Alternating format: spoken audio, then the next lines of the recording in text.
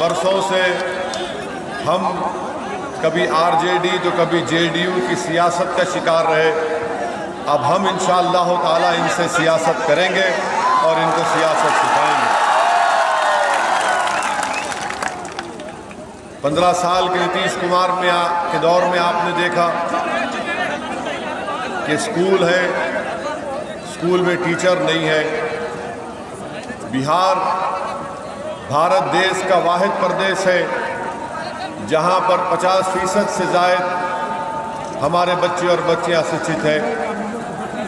बिहार वाहिद प्रदेश है पूरी भारत में जहां पर अस्पताल में एक डॉक्टर 28,000 पेशेंट को देखता है।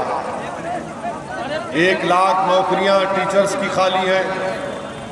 1 लाख के करीब पुलिस में भर्ती हो सकती है।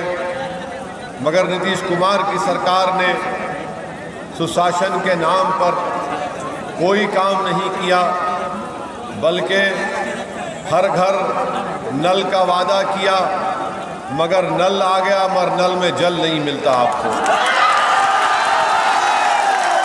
नीतीश कुमार के 15 साल में आप देखते हैं अगर एक गरीब को शौचालय बनाना है तो उसको 2,000 की रिश्वत देनी पड़ती है। अगर प्राइम मिनिस्टर प्रधानमंत्री आवास में उसको घर मिलना है तो 20,000 की रिश्वत उसको देनी पड़ती है। ये हाल होकर रह गया। आज किसान परेशान है, सिंचाई के लिए पानी की ज़रूरत है और आपके विधानसभा में जब बाढ़ आती है तो बंद का काम हो सकता है। अगर आप हमारे कैंडिडेट गुरेलाल राय साहब को कामयाब करेंगे तो मैं आपसे वादा कर रहा हूँ कि बंद का काम होगा।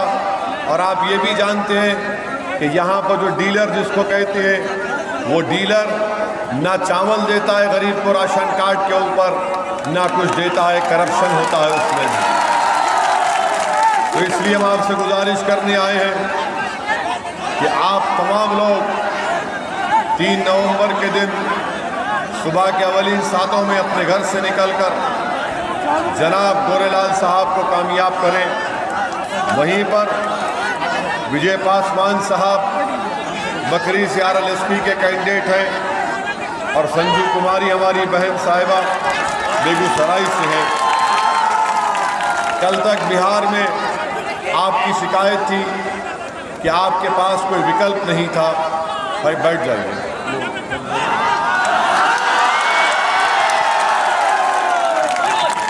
कल तक आपको ये शिकायत थी कि आपके पास कोई विकल्प नहीं है। आज अल्हम्दुलिल्लाह आपके पास एक विकल्प है और वो उपेंद्र कुशवाहा साहब और मजलिस बहुजन समाज पार्टी, राजभर साहब की पार्टी, हम सब मिलकर एक होकर आपके दरमियान में आए हैं और आपसे गुजारिश कर रहे हैं कि आप अपना एक वोट को ज़ाय होने से बचाइए। 5 साल पहले आपने गठबंधन के नाम पर जेडीयू, आरजेडी और कांग्रेस को कामयाब किया था। इन्होंने ये वादा किया था कि बीजेपी को रोकेंगे और संघमुक्त भारत का ऐलान नीतीश कुमार ने किया था। आज अगर नीतीश कुमार नरेंद्र मोदी के गोद में बैठकर दूध पी रहे हैं तो इसके जिम्मेदार। इसीलिए अगर कोई आरजेडी या कांग्रेस के लोग आकर आपसे बड़ी बड़ी बातें करेंगे तो आप इनके दिल फरेब बातों में हरगिज़ मत आइए। 5 साल पहले उन्होंने बिहार की जनता को झूठ बोलकर, धोखा देकर सत्ता हासिल की और आज बीजेपी पावर में है।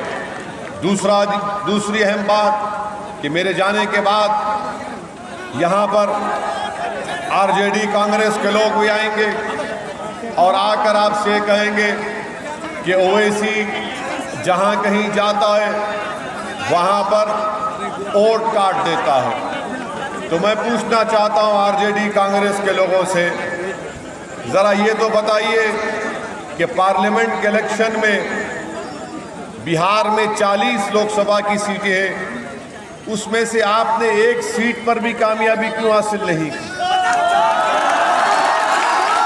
40 सीट में एक सीट पर कांग्रेस कामयाब होती है और कामयाब इसलिए होती है क्योंकि वहाँ पर किशनगंज में हमारे बिहार के अध्यक्ष अख्तरुल ईमान साहब 3 लाख वोट लेते हैं। 3,25,000 जेडीयू का कैंडिडेट लेता है और 3,50,000 कांग्रेस का कैंडिडेट लेता है। अगर अख्तरुल ईमान नहीं लड़ते तो वो सीट पर भी हार जाते। मेरा सवाल उन लोगों से है जो हम पर इल्ज़ाम लगाते हैं, अरे तुम में ताकत नहीं है नरेंद्र मोदी को हराने की, हम में ताकत है, हम हराएंगे। 5 साल पहले धोखा देकर झूठ बोलकर वोट हासिल किया, अब फिर आ रहे हैं।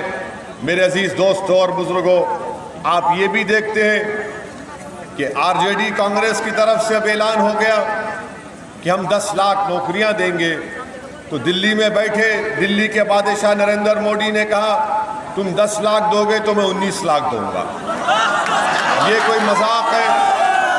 बिहार में आज बिहार में स्कूल में टीचर नहीं है। नौजवान बच्चा अगर डिग्री का कोर्स करना है 3 साल में तो 5 साल लग जाते हैं उसको। अगर ये नौकरियां हैं तो क्या कोई पुलिस का आदमी डॉक्टर बन जाएगा? क्या कोई डॉक्टर पुलिस का काम करेगा? क्या कोई टीचर की नौकरी पर पुलिस वाला जाकर बच्चों को पढ़ाएगा?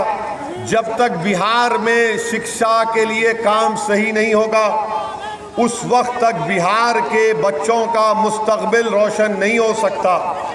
हम आपसे वादा कर रहे हैं, ये लोग तमाम दूसरी पार्टियां चाहे जेडीयू हो, बीजेपी, आरजेडी, कांग्रेस हो, ये फ्री की बात करते हैं, ये आपको फ्री में मच्छी देने की बात करते हैं। मैं आपसे वादा कर रहा हूं कि हम आपको मच्छी पकड़ने का हुनर सिखा देंगे, वो हुनर आपको कामयाब करेगा। बीजेपी के बारे में क्या बोल सकते हैं? आपके बेगूसराय के एमपी साहब भी हैं, नरेंद्र मोदी हैं, उत्तर प्रदेश के मुख्यमंत्री बिहार को आते हैं और बिहार को आकर बिहार के आपने विकास क्या किया, बीजेपी और जेडीयू ने उसकी बात नहीं करते। ये नहीं बोल सकते कि कितने टीचर्स को आपने अपॉइंट किया। स्कूल में बिहार के प्राइमरी एलिमेंट्री स्कूल्स में आखिरी बार टीचर को नौकरी मिली 2013 में। उसके बाद से आज तक टीचर का अपॉइंटमेंट नहीं होता। जो मौजूदा टीचर अपने हक के लिए लड़ते तो नीतीश कुमार की सरकार ने उनको रोड पर लाकर उनको पुलिस के जरिए लाठियों से उनको मारा और पीटा। ये बात नहीं कर सकते उत्तर प्रदेश के मुख्यमंत्री, मगर बिहार को आए तो इनको पाकिस्तान याद आ गया। बिहार को आए तो इनको ओवैसी याद आ गया। हम पूछना चाहते हैं कि हमको पाकिस्तान से क्या लेना देना योगी? हमारे पूर्वजों ने, हमारे बुजुर्गों ने आज़ादी के बाद जब मुल्क का बंटवारा हुआ तो हमारे बुजुर्गों ने कहा कि भारत हमारी सरजमीन है।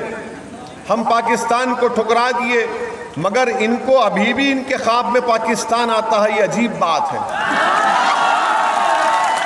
जो कोई नरेंद्र मोदी के खिलाफ बोलता है वो उसकी तरफ उंगली उठा के बोलते कि नहीं, इसको देश से मोहब्बत नहीं है। मैं उन लोगों से बोलने आया हूं, मैं उन लोगों से कहने भी आया हूं कि याद रखो, देश बड़ा है, नरेंद्र मोदी छोटा है। देश बड़ा है, ओवैसी उसके सामने राई का दाना भी नहीं है। अगर मेरी पहचान है तो मेरे देश से है। मगर अगर कोई ये कहेगा, अगर कोई बीजेपी जेडीयू का ये कहेगा कि नहीं नरेंद्र मोदी देश है, तो मैं नरेंद्र मोदी को, देश बड़ा है, हम सब देश के छोटे हैं। हमारी पहचान देश से है। मेरी पहचान या मोदी की पहचान से देश नहीं बन सकता। देश था, है और रहेगा इंशाअल्लाह। 15 साल नीतीश कुमार को आपने दे दिए, पूरा बेड़ा गर्क कर दिया। और याद रखिए मेरी इस बात को, ये नीतीश कुमार का आखिरी जिंदगी का इलेक्शन है। इसके बाद वो रिटायर होकर घर में आराम से, और बीजेपी 2 घोड़ों की सवारी कर रही है। एक घोड़ा जेडीयू, दूसरा घोड़ा एलजेपी। और नरेंद्र मोदी ये देख रहे हैं कि कौन सबसे पहले पहुंचेगा, उसको छोड़कर दूसरे पे कूद के बैठना चाहते हैं।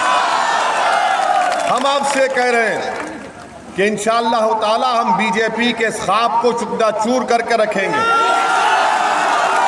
और बिहार में अब की बार मुख्यमंत्री बनेगा तो उपेंद्र कुशवाहा बनेगा इंशाअल्लाह। और आपके इस विधानसभा से अगर कोई विधायक एमएलए बनेगा तो हमारे गोरेलाल राय साहब बनेंगे इंशाअल्लाह।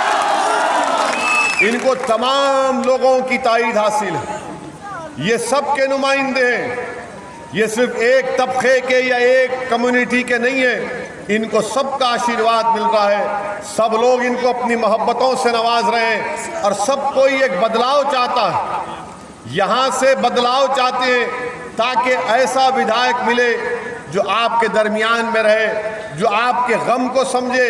बताइए, साल के 4 महीने इस विधानसभा में पानी रहता है, कितनी बदबख्ती की बात है, कितनी अफसोसनाक बात है कि देश को आज़ाद होकर 70 साल हो गए, मगर इस विधानसभा में लोग जब बाढ़ आती है तो 2-2, 3-3 महीने ऊपर ऊंचे मुकाम पर जाकर रहते हैं। ये हम तमाम के लिए शर्मिंदगी की बात है कि आज अगर भारत तरक्की कर रहा है तो इस विधानसभा में बाढ़ के बंद का काम क्यों नहीं होता। मैं आपसे वादा कर रहा हूँ कि इंशाअल्लाह ताला आप हमारे कैंडिडेट गोरेलाल राय साहब को कामयाब करिए। ये जो मसले मसाइल आपके बहुत ज़्यादा हैं, एक सच्चा और मेहनती आदमी जो आपके गरीबों के गम को समझ सकता है, जो आपके दरमियान में रह सकता है, जिसका ओढ़ना और बिछोना आपको आराम पहुंचाना है, जिसकी ज़िंदगी का मकसद ये है कि इस विधानसभा में वो तमाम चीज़ें आपको मिले जो पटना में मिलती हैं, इंशाअल्लाह इस विधानसभा में आपको हम पहुंचाएंगे। तो मेरी आपसे फिर आखिर में ये भी गुजारिश है कि हमारे विजय पासवान साहब को बकरी से भी कामयाब करिए और हमारी बहन संजू कुमारी जो RLSP के कैंडिडेट हैं, इनको भी कामयाब करिए। मेरी आपसे फिर से गुजारिश है कि इन तीनों की कामयाबी हमारी सेकुलरिज्म की कामयाबी होगी। आपने 15 साल RJD को वोट दिया, उन्होंने कुछ नहीं किया। 15 साल आपने नीतीश कुमार BJP को वोट दिया, आप उनका रिकॉर्ड देख रहे हैं। ये 10 लाख 19 लाख के चक्कर में मत आइए। नरेंद्र मोदी अगर 19 लाख नौकरियों का वादा बिहार में कर रहे हैं तो प्रधानमंत्री से पूछ लीजिए, पहले 15 लाख तो दे दीजिए हमको। जो 1.5 करोड़ नौकरियों का वादा नरेंद्र मोदी ने किया था, कितने नौकरियां मिली अब तक? कुछ नहीं मिला। ये 10 लाख और 19 लाख की बातें करके ये बिहार के गरीब आवाम को चूना लगाने की बातें कर रहे हैं। तो बिहार की जनता बड़ी बाशऊर है, मैं जानता हूं। और मैं आपको एक बात समझाने के लिए कहना चाहता हूं कि हैदराबाद हम अब एक लतीफ़ा है। लतीफ़ा यह है कि 2 बड़े ताकतवर लोग थे, बड़े बड़े दौलतमंद ख़ानदान के लोग थे, तो उन दोनों को बड़ी आदत थी लंबी लंबी छोड़ने की, बहुत दूर दूर तक छोड़ते थे। तो दोनों एक जगह जमा हुए और एक जगह, और किसी ने उसमें से कहा कि मेरे दादा के पास इतनी ज़मीन है कि नेपाल के बॉर्डर तक मेरे दादा की ज़मीन है। उसने कहा कि मेरे दादा के घर का कमरा इतना बड़ा है कि उसमें वो एक कमरा 4 एकड़ के ऊपर है। फिर उसने कहा कि मेरे दादा के पास एक ऐसी गली है, अगर कोई उस गली में चला गया तो वापस आने तक वो बूढ़ा हो जाता। तो दूसरा आदमी था, वो भी लंबी छोड़ता था, बहुत लंबी लंबी। तो उसने कहा मेरे दादी के पास इतना बड़ा बम्बू है कि नेपाल के पास अगर चांद नजर आया तो दादी उसको खींचकर अपने घर के सामने ला लेती। फिर उसने कहा कि मेरी दादी के पास वही बम्बू से जब मेरे दादी का दिल नहीं लगता तो चांद से खेलती थी, हिलाती थी, चांद तारों को हिलाती थी। तो दूसरे शख्स ने कहा कि बस अच्छा ये बता दे कि वो बम्बू तेरे दादी कहाँ रखती थी? तो उसने कहा तेरे दादा के गली में। तो ये 10 लाख 19 लाख ये सब होने वाले चीज़ें नहीं है। ज़रूरत किस बात की है कि जब बाढ़ आए तो आपको राहत मिले, रोड मिले, स्कूल मिले, डीलर में करप्शन ना हो, शौचालय में करप्शन ना हो, प्रधानमंत्री आवास योजना में करप्शन ना हो, अस्पताल में डॉक्टर हो, कंपाउंडर हो, नर्स हो, दवा हो, ये चीज़ें बुनियादी काम इंशाअल्लाह गोरेलाल यादव साहब करेंगे। मेरी आपसे गुजारिश है कि इनका निशान पतंग है, पतंग छाप पर बटन दबाइए।